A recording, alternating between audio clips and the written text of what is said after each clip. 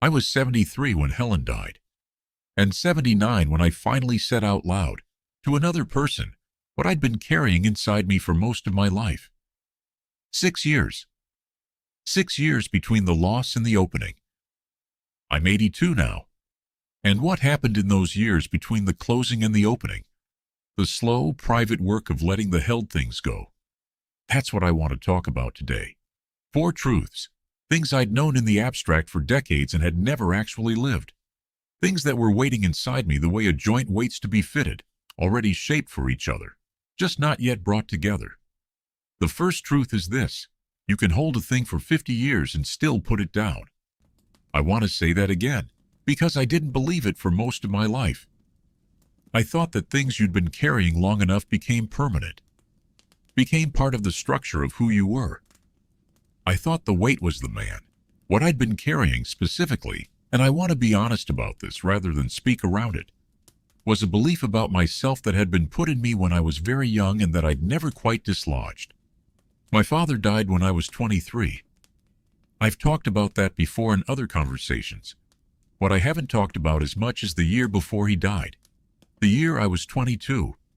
I'd made a mistake at work that year, a significant one.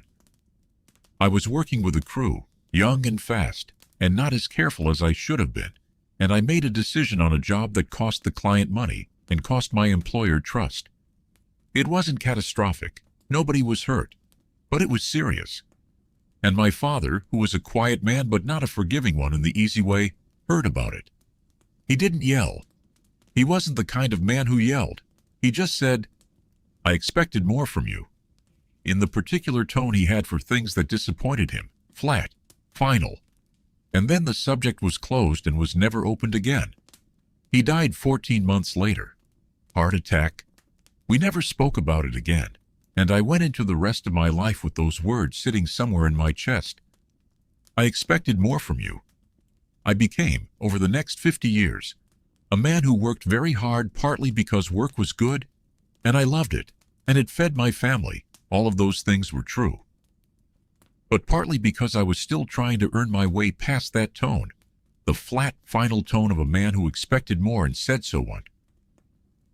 And then was gone. The work was the proving, the houses I built, and the reputation I earned, and the business I ran. All of it was, underneath, partly an argument with a dead man. A 50-year argument that I was winning by now, surely, that the record was clear by now, surely, that he could see it if he could see anything at all. Helen knew, or something close to knowing. She'd say, "Walter, nobody is grading you anymore. You can stop taking the test." And I'd say, "I know that." But knowing it and living it are different things. I lived the test for 50 years. What changed it, and I want to say this carefully, because it didn't change in a moment. It changed slowly over the years after Helen died, in the quiet of a house that had become mine alone to sit in, was that I finally sat with it directly. Not in a dramatic way, not with a therapist or a ceremony or a conversation I'd been putting off. I just sat with it, in this chair, in the evenings, with the fire, and let the thing be looked at. The 22-year-old who'd made the mistake, the 23-year-old who'd stood at his father's grave with those words still in his chest. The 50 years of the work, much of it magnificent and some of it driven by a wound I'd been trying to outbuild. I looked at it, and then I said something I'd never said, out loud to myself, in the quiet of the house. He was wrong to say it the way he said it. Not that I hadn't made the mistake. I had. Not that the work hadn't mattered. It did. But the flat, final, "I expected more from you," said to a 22-year-old who was already carrying the shame of it, and never revisited, never made right. That was wrong. A father who says that and lets it sit for 14 months until he dies has left something unfinished that cost his son 50 years. I let myself think that. And then I let myself grieve it. Not my father's death. I'd grieved that 30 years earlier. The specific injustice of it. The specific weight of a word unsaid that would have cost him almost nothing. I expected more from you. And then, once, "But you've done well." That second sentence. He never gave me that second sentence. I gave it to myself, standing in this kitchen on a February night, alone at 79 years old. I said, "Walter, you've done well." And something that had been locked in me for 50 years moved. The first truth. You can hold a thing for 50 years and still put it down. It's never too late to look at it directly. Never too late to give yourself the thing the other person couldn't give you. Never too late to put down what was given to you to carry by someone who didn't have the right to make you carry it forever. I want to stay with this truth a little longer, because I think the abstract version of it, "you can let things go," is one of the most common things said, and one of the least actually practiced. What made the putting down possible, for me, was not a decision. It wasn't a moment of clarity or a conversation that unlocked it. It was a question I started asking myself, sometime in my late 70s, when I was alone enough and quiet enough to actually sit with questions like this. The question was, whose weight is this? Not, is this weight real? It was real. The mistake at 22 was real. My father's words were real. The way they'd shaped me was real. I'm not arguing any of that wasn't real.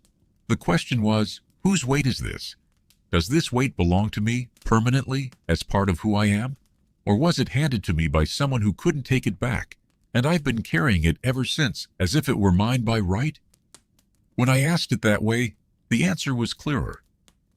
The weight was given to me by a man who was 51 years old and who would be dead in 14 months, and who, I think, had his own version of this weight that he'd been carrying since before I was born.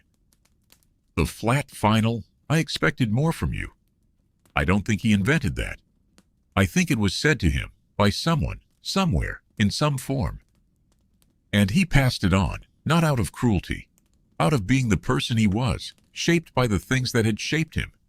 Understanding that didn't dissolve the weight, but it changed my relationship to it. I stopped feeling like the weight was mine by right and started feeling like it was a thing I'd been handed. And a thing you've been handed can be set down. A thing that is yours by right cannot. That shift from weight as identity to weight as inheritance was the beginning of the putting down. I also want to say something about the giving yourself the second sentence, because I think that's the specific thing most people haven't done. They've acknowledged the wound, they've examined it, they've understood it, but they haven't yet spoken the repair. My father never said, "But you've done well." That sentence would have cost him nothing. It would have taken 5 seconds. And the lack of it cost me 50 years of needing to prove something to a man who wasn't there to receive the proof. I said it to myself because nobody else could say it to me. I said it in the kitchen on a February night, out loud, which felt strange, which felt slightly ridiculous, which felt more important than anything I'd said aloud in years. "Walter, you've done well." And then I sat with it. Let it land. Let it mean something, not as flattery, as an honest assessment of the record. The house is still standing. The business that ran with integrity. The children who turned out well. The wife who was loved, imperfectly but genuinely, for 54 years. The man who made mistakes and kept working and didn't quit, and is still here at 82, with his hands still capable and his mind still his. That record deserved the second sentence. I gave it the second sentence. You might need to give yourself the second sentence too. Whatever the first sentence was, whoever said it, however long ago, whatever it made you carry, there's a second sentence. You're allowed to say it to yourself. I've been thinking about this since the first winter after Helen died. Not in a philosophical way. I'm not a philosophical man. I don't come naturally to abstractions. I mean, I've been sitting with my own grief and feeling again and again that the grief was full, that it was rich, that it had the same quality as being loved, just pointing in the wrong direction. Helen and I were married for 54 years. I've told you that in other conversations. What I haven't told you as clearly is how thoroughly she was inside my daily life. Not in a poetic sense, in a practical, specific, constant sense. She was in the kitchen when I got up. She knew which cup I'd want. She knew the sound of my footsteps and could tell from them, apparently, what kind of mood I'd be in. I know this because she told me once, years into the marriage. and it stopped me cold because I'd never realized I was that legible. She'd been reading me for decades, and I'd assumed I was opaque. When she died, that constant presence went, and the grief was enormous. Not just the missing of her, the particular grief of being unknown, of becoming, after 54 years of being thoroughly known by one person, suddenly opaque again. There was nobody left who could hear my footsteps on the landing and know what kind of morning it had been. For the first year or two, the grief felt like an absence, a hole, the place where she had been, now empty, and then somewhere in the third or fourth year, it changed. The grief didn't get smaller, but it changed quality. It started to feel less like a hole and more like a presence. Like she was in the grief itself. Like the grief was the love, still going, just without a living person to land on. I was in the shop one afternoon in the fourth year, sanding a piece of oak, a long, slow afternoon, the kind of afternoon that pulls up memories without announcing them. And I thought of a specific Tuesday in 1992. Helen had come out to the shop doorway in the late afternoon, the way she sometimes did, just to be near while I was working. She hadn't said anything, just stood in the doorway for maybe 10 minutes, and then gone back inside. I remembered that Tuesday, and the remembering felt warm. It felt the way the love had felt at the time, not past tense warm, present tense warm, as if the love was still going, and I understood something I hadn't been able to articulate before. The grief is where the love goes after the person. It's not separate from the love, it's the love, looking for where to land. That understanding changed how I held the grief. I stopped trying to get past it. You don't try to get past love. You live with it. You make room for it. You let it be the presence it is, even when its presence is full of ache. She is in the grief. The grief is full of her. And I wouldn't have it any other way. The second truth. Grief and love are not two different things. They're the same thing in two different seasons. And the grief is not evidence that the love is over. It's evidence that it isn't. I want to say something more about this because I've noticed that when people try to help grieving people, they often try to help by moving the grieving person away from the grief, toward acceptance, toward peace, toward the resumption of life as it was or as it should be. And I understand the impulse. The grief looks like suffering, and the people who love you want you to suffer less. But here's what I've come to understand about my own grief for Helen.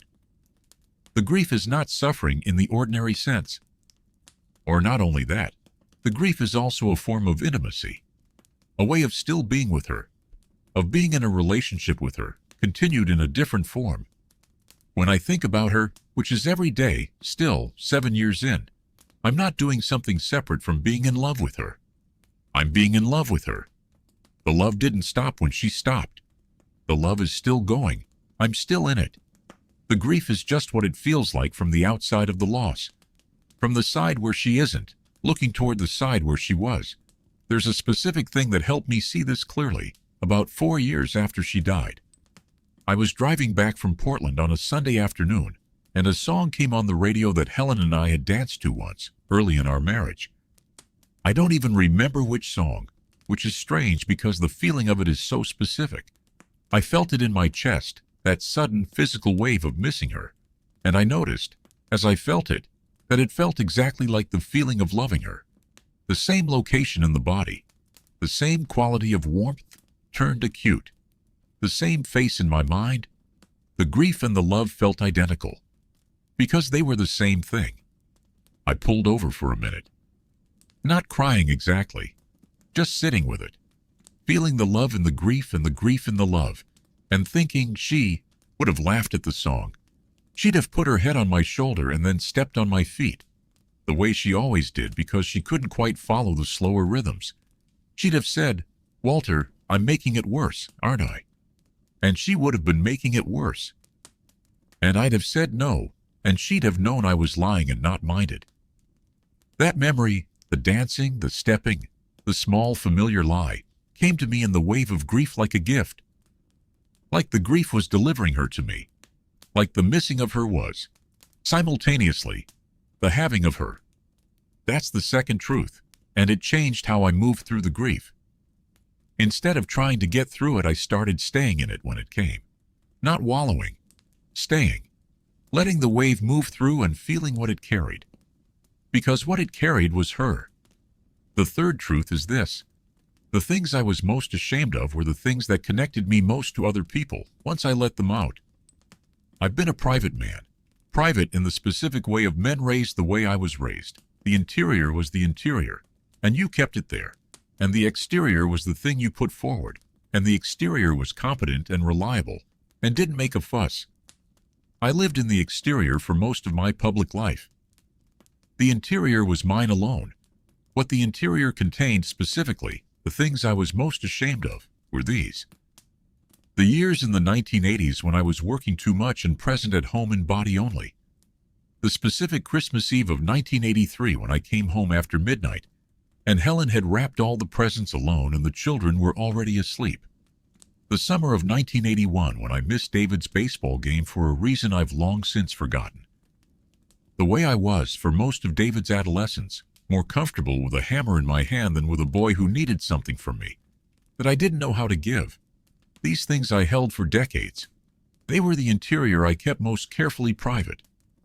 Because to say them to another person was to be judged by them, was to be seen as the man who wasn't there when he should have been, rather than the man who'd built the business and kept the roof on and done the work.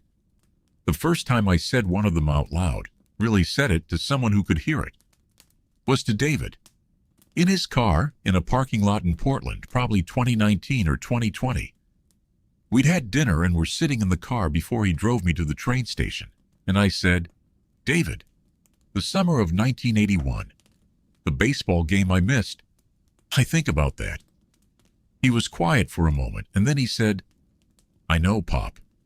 I've always known you thought about it." He'd known. He'd been carrying the knowledge that I felt bad about it all those years, without my having to say it, and the saying of it finally, out loud, in the car, didn't add to what he was carrying. It let something go, from me into the air between us where it could dissipate. And then he told me something. He said there was a Tuesday in 2004, when his marriage was going through its hardest stretch, when he'd sat in his office at 9 in the morning and picked up the phone to call me, and then put it down, and picked it up again, and put it down again, and finally called me on the third try. And I'd answered, and I'd said, "David, I'll come down." And I had. I'd driven 4 hours. He said, "That Tuesday mattered more to me than every baseball game you ever missed." I sat with that for a long time in that car. The specific arithmetic of it. The things that weighed against me, held in private for decades. And the things that weighed for me, that I hadn't known to count. The Tuesday in 2004. The showing up that I'd done without knowing it was the thing that was being counted. The shame I'd been carrying about the baseball game was real. I'm not dismissing it, but it had lived in me as if it were the whole story. As if the absence in 1981 had canceled everything else. And it hadn't. It was one data point in a much longer record.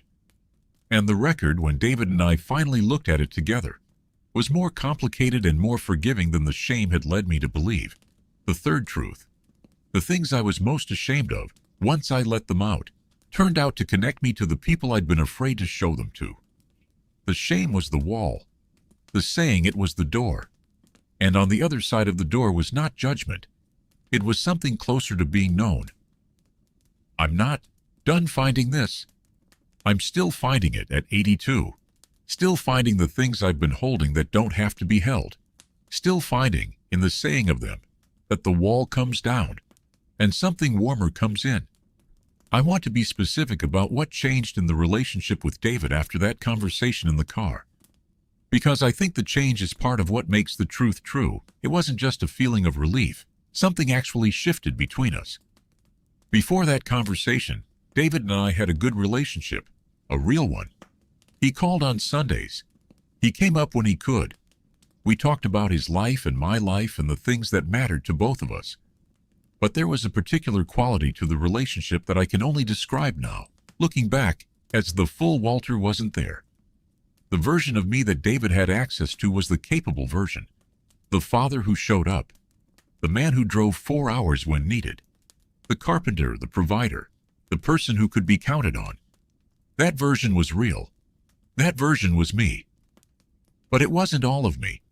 The part of me that had been absent at the baseball game, that had come home at midnight on Christmas Eve, that had been more comfortable with a hammer than with a teenage boy who needed something I didn't know how to give.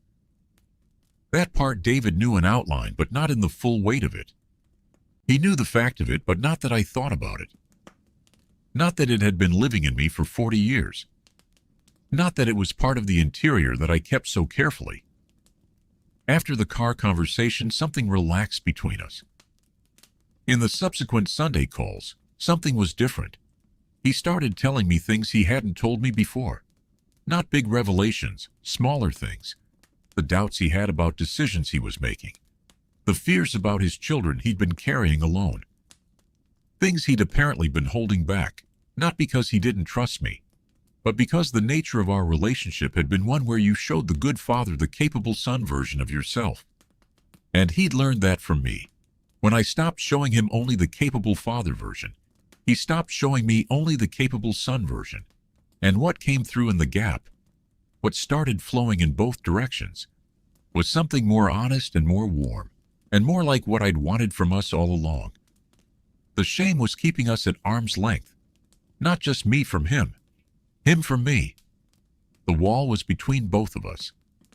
The door opened for my side, but he came through it too. The fourth truth is this: the life I actually lived is the one I'm allowed to have, not the life I should have lived, not the corrected version, not the life where I came home earlier and said the right thing and didn't miss the baseball game and took Helen to Nova Scotia the first time she mentioned it rather than the 40th. Not that life. This one. I spent many years, a significant fraction of my adult life, in a low-level relationship with a different life. The one that would have been had I been slightly different, slightly more present, slightly wiser, slightly less absorbed in the work. It wasn't a constant preoccupation. I wasn't obsessed with it, but it ran in the background. The other life as a quiet counter-narrative to the actual one. The actual one was good. I knew it was good. But there was always the other life available as a standard, and against that standard the actual one came up short. I put the other life down. Sometime in my late 70s, I put it down. Not because I stopped seeing what it would have been, not because the regrets went away, but because I made a decision, a deliberate one, on a particular evening, in this chair, with the fire, to stop holding the other life as the measurement. The actual life has Helen in it. The actual life has David and Susan and the grandchildren. It has the shop and the 45 years of building things. It has the summer mornings and the Maine winters and the specific quality of light through the kitchen window at 6 o'clock, when the fire is going and the day is just starting. The actual life has the Christmas Eve of 1983, yes. And the baseball game, yes. And all the other things I've been carrying. They're in it. They're part of it. They don't cancel it. And the other life, the corrected better version, doesn't have anything the actual life doesn't have. Except the absence of the mistakes. And the absence of the mistakes would have meant the absence of what I learned from them. And what I learned from them is not nothing. What I learned from them is, in some ways, the best of what I have now. I was 78, maybe 79, when I finally made this decision. When I finally said, this life, not the other one. This one, with everything that's in it. The good and the costly, and the things that are over, and the things that are still going. This one, the weight of the other life, once I put it down, surprised me by how much it had been. I'd been holding it for so long that I'd stopped noticing the weight. And when I set it down, the lightness was almost disorienting. This is how it feels to just be in the life I actually have, without comparison, without the counter-narrative. Just this one as it is, in this chair, by this fire, in this house that I built with my own hands in 1971, for a woman I loved for 54 years. This one. I want to say something specific about the mechanics of putting the other life down, because it sounds simpler than it is, and I don't want to be glib about it. The other life comes back. It doesn't stay put. The evening after I made the decision, the deliberate decision in this chair, to live in the actual life rather than against the imagined one, I slept well. and the next morning felt lighter, and the week had something in it that the previous weeks hadn't quite had. And then, about 3 weeks later, I made a mistake in the shop. A miscut on a piece of walnut I'd been saving for something particular. A straightforward cut that I should have gotten right and didn't, because I wasn't paying full attention. And in the moment of the miscut, the other life was back. The version of Walter who hadn't retired yet, who was still at full capacity, who wouldn't have made that cut. The voice that said, "You're slower than you were, more careless." The man you were would have gotten that right. I had to put it down again. That's the real practice of this truth. Not one setting down. A continuous setting down. Every time the comparison asserts itself, you name it and you set it down. You say, "That's the other life. I'm in this one." And you come back to the walnut, ruined as it is, and you figure out what it can become now, given what you've done to it. Because wood, once cut wrong, can still often become something different from what you planned, sometimes still good. The actual life is like that. Cut slightly wrong in places, different from what I planned, sometimes differently good. I've built things from miscuts that turned out better than the original plan. The grain revealed differently by the wrong angle. The piece that became something other than what I'd intended and became, in the becoming, more interesting. You don't plan for the miscut, but you can learn to work with what you have. The actual life. With the miscuts and the things I held too long and the wife I didn't take to Nova Scotia until she couldn't go in the baseball game and the Christmas Eve. With the shop still going and the fire still burning and the grandchildren and the Sunday calls and the yellow legal pad and the morning coffee in the green cup. With all of it, together, mixed. This is the life I'm allowed to have. I'm allowed to have it fully, without the other one looking over its shoulder. And I take it fully. At 82. I've been talking about holding things in for 50 years and then letting them go. And I want to say something honest about that before I close. Letting go is not a single event. It's not a decision you make once and live with forever after. The thing you put down has a way of needing to be put down again. The 50-year weight of my father's words. I expected more from you. I've had to set down more than once. It comes back. In different forms. In the middle of the night sometimes, or on a day when something goes wrong in the shop, or when David doesn't call for a few weeks, and I start to wonder whether I've disappointed him in some way I'm not aware of. The old pattern, looking for its groove. And I put it down again, each time. The way you rehang a door that has a tendency to drift out of plumb. You don't fix it once and forget it. You watch it. You adjust. You keep the door hanging right. I've been talking about holding things in for 50 years and then letting them go. And I want to say something honest about that before I close. The holding in made sense once. Everything we hold has a reason it started being held. The 22-year-old who held his father's words held them because there was nowhere safe to put them. The man who held the shame about the baseball game held it because saying it felt more dangerous than carrying it. The man who held the other life as a standard held it because giving up the standard felt like accepting less than he owed the people he'd failed. The holding made sense at the time, under those circumstances. I'm not condemning the younger Walter who held and kept holding, but there came a time when the holding had gone on past its use, when the weight was costing more than the protection was worth. That time, for me, was somewhere in my late 70s, in the quiet that followed Helen's death, in the particular honesty that comes when you're alone enough, for long enough, that the reasons for the holding no longer feel necessary. I put things down, slowly, one by one. Not all of them. I'm sure there are things I'm still holding that I haven't identified yet. But the 4 I've talked about today, those I've put down, and the putting down has given me back a version of myself that is, I think, more fully myself than any version that came before. The grief is still there. The shame has a way of rising. The comparison to the other life still comes, on difficult days. And the things I held for 50 years left marks on me that didn't disappear when I stopped holding them. But there's a difference between carrying something and being its prisoner. I'm not the prisoner of these things anymore. I carry them. They're mine. but I carry them with more ease than I used to, and the ease has given me back a kind of presence in my own life that I didn't have before. And that presence, the simple fact of being actually in the life I'm actually living rather than managing a gap between the life I have and the life I should have had. That presence is what I most want to leave you with today. You're allowed to be in your actual life, not the corrected version, not the one where you said the right things and showed up every time and didn't make the mistake at 22. The actual one, with all of what it contains. The actual life is the one that's happening, the one with the fire in it, the one with the people still in it, the one with the morning that is happening right now. As you hear this, whether you're drinking coffee or driving somewhere, or sitting in a chair that feels heavier than it did before. This morning, this life, yours. You're allowed to have it, fully. At 82, in this house, by this fire, present, in the actual life, the one I'm allowed to have. That's enough. That's more than enough. If anything I said today reached you, you can subscribe to walk with me a while longer. I read every comment. Tell me what you've been holding, or what you've been able to put down. I'd like to know. Take care of yourself.